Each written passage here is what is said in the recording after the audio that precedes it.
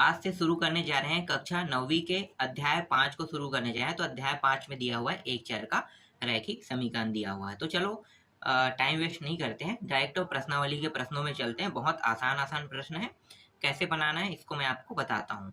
तो प्रश्नावली 5.1 का पहला प्रश्न क्या है, नीचे दिए निम्न कथनों से समीकरण बनाइए। यहाँ पे 5 प्रश्न दिए हुए हैं। इनमें से पहला प्रश्न है, दो क्रमागत संख्याओं का योग 11 है। दो क्रमागत संख्याओं का योग कितना है, 11 है। तो हमें सिर्फ समीकरण बनाना है और कुछ नहीं बनाना है इसमें, ठीक है। तो यहाँ पे दो क्रमागत संख्याओं का योग 11 है, तो कैसे आप बनाओगे भाई? बहुत आसान प्रश्न है। देखो, मान लो पहले क्या करना है आपको, पहले को मानना पड़ेगा। माना प्रथम क्रमागत संख्या, माना प्रथम क्रमागत संख्या जो है वो कितना मान लेते हैं, x मान लेते हैं, ठीक है। अब दूसरा को आपको क्या मानना है,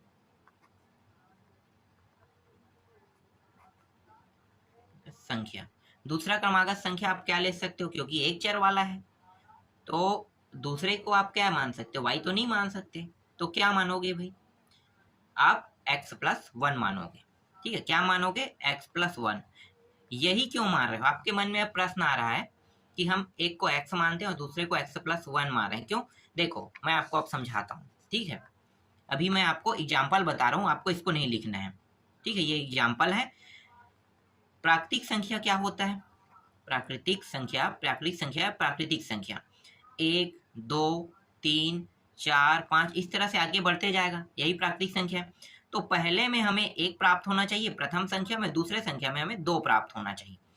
मान लेते हैं पहले में मैं x रख के देखता हूँ, यहाँ ये जो x है यहाँ पे 1 रखता हूँ तो कितना प्राप्त होगा, 1। और यहाँ पे 1 रखेंगे तो कितना प्राप्त होगा, 1 + 1 = 2। तो देखो ये दोनों सिद्ध कर रहे हैं ना, समझ में आ रहा है। प्राकृतिक संख्या रखते हैं तो 1 और 2 प्राप्त हो गया, इस तरह से ये क्रम से प्राप्त होते जाएगा, समझ में आ गया। इसीलिए प्रथम प्राकृतिक संख्या को, मतलब प्रथम जो क्रमागत संख्या उसको हमने x माना और द्वितीय को x+1 माना, समझ में आया। अब प्रश्न में क्या कहा है, प्रश्न में कहा है कि दोनों का योग कितना होता है, 11। तो भाई इन दोनों को जोड़ दो, तो ये रहा x+1, दोनों को जोड़ दिए और इनका योग हो 11 और यही इसका क्या है, आंसर है। बहुत आसान था। चलो दूसरा देखते हैं। दूसरा प्रश्न में हमें बताना है, टिकेंद्र व तेजराम की आयु का योग 30 है, जबकि टिकेंद्र की आयु तेजराम की आयु की दुगनी है। देखो दो व्यक्ति का जिक्र हुआ है, एक हुआ है टिकेंद्र, मैं यहाँ पे लिख लेता हूँ टिकेंद्र। इसमें टाइम वेस्ट नहीं करेंगे, यहाँ से कोई प्रश्न नहीं आता, कुछ भी नहीं आता, सिर्फ आप इसको समझो बनाया कैसे जाता है समीकरण। यहाँ से आपके एग्जाम में एक प्रश्न तक के नहीं आएगा, ठीक है। तो इसलिए मैं इसको बहुत ज़्यादा डिटेल में नहीं बताऊंगा, ठीक है। शॉर्टकट तरीके से बताऊंगा और आसान तरीके से बताऊंगा। एक है टिकेंद्र है और एक है तेजराम, ठीक है। टिकेंद्र और तेजराम। देखो प्रश्न में क्या कहा है, प्रश्न में कहा है कि टिकेंद्र व तेजराम दोनों की आयु का योग कितना है, 30 है। तो दोनों की आयु को हमें जोड़ देना है और कितना लाना है, 30। देखो टिकेंद्र और तेजराम की आयु को जोड़ देंगे तो 30 आ जाएगा। अब प्रश्न में इसे हमें चर राशि में बांटना है, टिकेंद्र को भी चर राशि में बनाना है और तेजराम को भी चर राशि में बनाना है। तो टिकेंद्र और तेजराम जो है दोनों को चर राशि में बनाएंगे तो चर क्या ले सकते हैं, एक्स ले सकते हैं, या तो वाई ले सकते हैं, या तो जेड ले सकते हैं। यहाँ पे मैं चर में एक्स से लूंगा, ठीक है। अब प्रश्न आगे पढ़ेंगे तब वहां पे कह रहा है टिकेंद्र की आयु तेजराम की आयु से दुगनी है। किसकी आयु से, तेजराम की। मान लो तेजराम की आयु x है तो टिकेंद्र की आयु क्या हो जाएगी, 2x। ये रहा 2x। देख लो भाई आसान है, कहाँ मैं लंबा चौड़ा इसे हल करूंगा, शॉर्टकट में हल कर दिए। टिकेंद्र की आयु 2x और तेजराम की आयु x है। तेजराम की आयु से 2 गुना टिकेंद्र की कह रहा है तो यहाँ पे 2 गुना यहाँ पे मैंने लगा दिया, यही क्या इसका आंसर है। शॉर्टकट तरीके से हल कर रहे हैं, लॉन्ग कट में हम लोग देखेंगे ही नहीं, क्योंकि कोई मतलब नहीं है। यहाँ से प्रश्न जब आते ही नहीं है तो क्यों पूरा बायो जाने इसके बारे में, ठीक है। शॉर्टकट तरीके से सीखो हल करना। एक त्रिभुज की एक भुजा दूसरी भुजा की दुगनी और तीसरी भुजा के बराबर है, भुजाओं का योग 40 है। देखो भुजाओं का योग 40 है, 3 भुजाएं बोल रहा है। यहाँ पे एक भुजा प्लस दूसरी भुजा प्लस तीसरी भुजा, क्योंकि तीनों का योग है ना, तो तीसरी भुजा तीनों का योग कितना है, 40 है। अब प्रश्न में क्या कहा है, त्रिभुज में बना लेता हूं एक छोटा सा, ये रहा। प्रश्न में कहा है कि दूसरी भुजा से पहली भुजा दुगनी है। मान लो ये दूसरी भुजा है, इसको मैं x रखता हूं, तो ये पहली भुजा है तो इसको 2x रखूंगा। क्यों? क्योंकि प्रश्न में ही कहा गया है कि दूसरी भुजा से पहली भुजा दुगुना है और पहली भुजा के बराबर है तीसरी भुजा, मतलब जितना ये रहेगा उतना ही ये भी रहेगा। तो यहाँ पे पहली भुजा कितना हो गया, 2x, दूसरी भुजा x और तीसरी भुजा 2x, ये रहा, और इसके बराबर 40। यहाँ पे आगे इसका भी आंसर देख लो, इतना आसान था। चलो नेक्स्ट देखते हैं। इसके बाद तीसरा प्रश्न देखो, तीसरा में क्या कहा है, तीसरा तो हो गया ना, चौथा में आते हैं। एक आयत की लंबाई उसकी चौड़ाई से 3 अधिक है, उस आयत का परिमाप 15 है। देखो इसको कैसे बनाओगे, ये भी बहुत आसान है। एक आयत बना लो पहले, ये रहा एक आयत। आयत में क्या है, चौड़ाई जो है चौड़ाई से 3 अधिक रहेगा लंबाई। तो देखो ये चौड़ाई ये चौड़ाई कहीं पे भी रख लो, ये x रहेगा। इससे 3 अधिक लंबाई रहेगा, तो ये लंबाई ये भी लंबाई है, तो x + 3, इससे 3 अधिक हो गया। ठीक है, तो यही कहा था।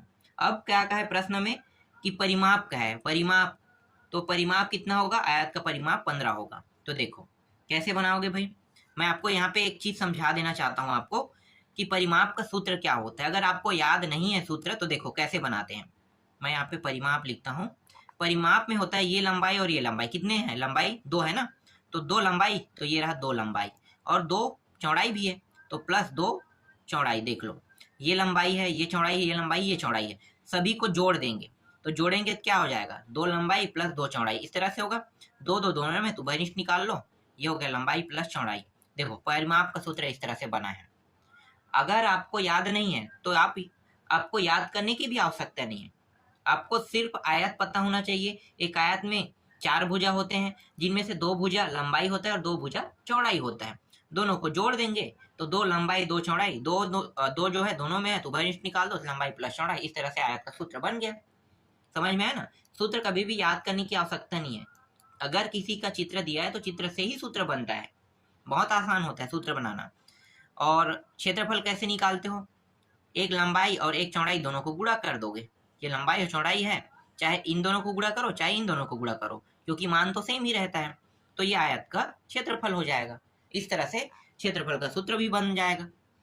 तो यहाँ तो परिमाप पूछा है ना, तो परिमाप लगा देते हैं। चलो परिमाप क्या होगा, परिमाप यहाँ पे था 2 लंबाई + चौड़ाई, यही था परिमाप का सूत्र, मान रख दो भाई।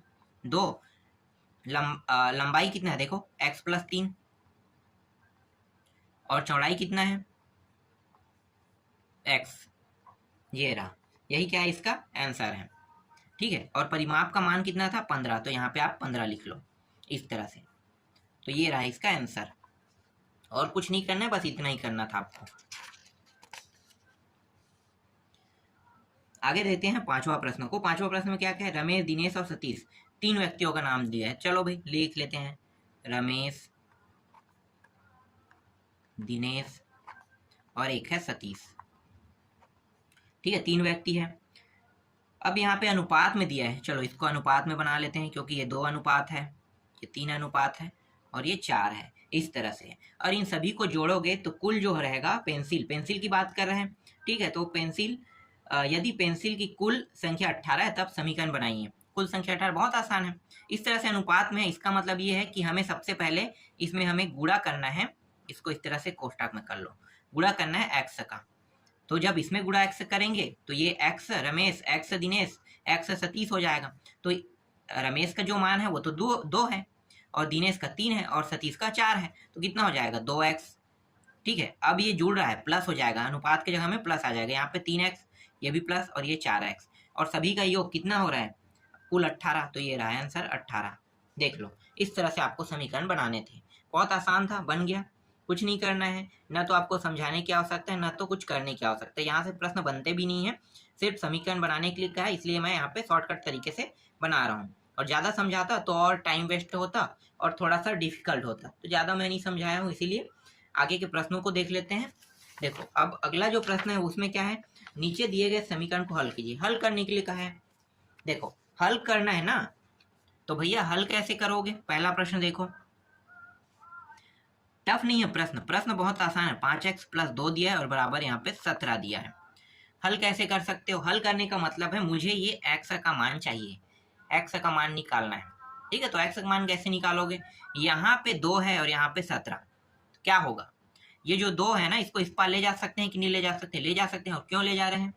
हम इसलिए इसे उस पार ले जा रहे हैं क्योंकि 2 अचर राशि और 17 भी अचर राशि, तो अचर राशि के साथ ही हल होगा। चर राशि के साथ तो जोड़ने में कोई बेनिफिट नहीं है। तो ये तो चर राशि है, चर राशि के साथ जुड़ा है, तो ये तो हल हो नहीं सकता। तो अचर की साइड में ले जाते, तो यहाँ पे बचेगा 5x, 2 उस साइड गया 17, और इस साइड जाने पे क्या हो जाएगा? माइनस। क्यों माइनस हुआ? क्योंकि बराबर के उस पार जा रहा है। देखो बराबर के उस पार क्या है? 17, और ये बराबर किस पार है? तो इस पार से उस पार जाएगा, तो जो चिन्ह है ना यहाँ पे जो रहता है उसका जस्ट अपोजिट होना रहता है। तो अपोजिट हो गया, तो क्या हो गया? 17 माइनस 2, ऐसे ही होगा। और इसे हम कहते हैं पक्षांतर कहते हैं। क्या कहते हैं? पक्षांतर। ठीक है, अभी मैंने क्या किया? पक्षांतर किया। देख लो इस साइड से इस साइड आने पर क्या हो गया? इसके चिन्ह में भी परिवर्तन, और 2 क्या बन गया? प्लस से माइनस बन गया। यहाँ पे बचा क्या है? 5x, इसको घटा देंगे, कितना आ गया? 15 आ गया। अब यहाँ पे देखो 5 जो है गुणा के रूप में है, किसके साथ? x के साथ गुणा के रूप में। तो मुझे तो x अकेला चाहिए, तभी तो मैं x का मान निकाल सकता हूँ। तो x को अकेला कर लेते हैं, और यहाँ पे 15, और 5 कहाँ पे जाएगा? गुणा के रूप में, इसलिए नीचे में आएगा। इसे कहते हैं तिर्यक गुणा। गुणा क्यों हो रहा है? तिर्यक गुणा। पक्षांतर और तिर्यक गुणा में देखो कितना अंतर है। ये पक्षांतर तब होता है जब इसके साथ कोई मान जुड़ा हुआ हो। देखो जोड़ने या घटाने के रूप में हो, तभी ये पक्षांतर होगा। और यहाँ पे गुणा या भाग के रूप में रहता है। देखो गुणा के रूप में है चर राशि के साथ, या भाग के रूप में होता है, तब तिर्यक गुणा होता है। तो ऊपर का मान नीचे और नीचे का मान ऊपर चला जाता है, यही इसका नियम है। ठीक है, तो यहाँ पे ऊपर में था तो जस्ट ये 15 को क्या कर रहा है? भाग दे रहा है इस तरह से। और x बराबर 5 एकम 5 दिया, यहाँ पे 3 आ गया। ठीक, आंसर आ गया। चेक कर लेना भाई आंसर सही है कि गलत है। ठीक है, आगे देखते हैं दूसरा प्रश्न। दूसरा प्रश्न में यहाँ पे दिया हुआ है 5 p दिया हुआ है प्लस 1 बराबर यहाँ पे 24 दिया है। अब देखो यहाँ पे p है, तो मुझे यहाँ पे p का मान निकालना है। सेम तरीका है, वही हम करेंगे जो इससे पहले वाले में किए थे। तो 5p बराबर 1 को इस साइड ले जाएंगे, तो ये हो जाएगा, और ये प्लस से क्या होगा? माइनस। यहाँ पे क्या हुआ है भाई? पक्षांतर। ठीक है, पक्षांतर हुआ है। ये 5p बराबर, इसको घटाएंगे कितना आ जाएगा? घटाएंगे तो ये 23 आ जाएगा। अब यहाँ पे देखो ये इसके साथ गुणा के रूप में है, तो क्या होगा? तिर्यक गुणा नियम लागू होगा। 23/5 तिर्यक गुणा, इस तरह से तिर्यक गुणा होके ये जो आंसर आ गया 23/5 आ गया। इसको भी आप मैच कर लेना, आंसर सही है कि गलत। तीसरा देखते हैं। तीसरा में दिया हुआ है 4x दिया हुआ है प्लस 8x दिया हुआ है बराबर 17x माइनस 9 माइनस 1। ये दोनों को तो पहले जोड़ लो, क्योंकि दोनों x है, एक एक x है ना, मतलब एक एक घात है इसमें, तो घात एक एक है तो जुड़ जाएगा। तो 8 4 कितना हो गया? 12x हो गया। यहाँ पे है 17x है, और इन दोनों को भी जोड़ लो, ये माइनस माइनस जुड़ जाएगा तो 10 हो जाएगा। ठीक है, और माइनस में ही रहेगा मान। यहाँ पे ये जो 12 है इसको इस साइड ले जाएंगे, और ये 10 को इस साइड ले जाएंगे। क्यों ऐसा कर रहे हैं? क्योंकि देखो 17 बड़ा है और 17 किस में है? प्लस में। तो ये जो उस साइड जाके क्या हो जाएगा? माइनस हो जाएगा।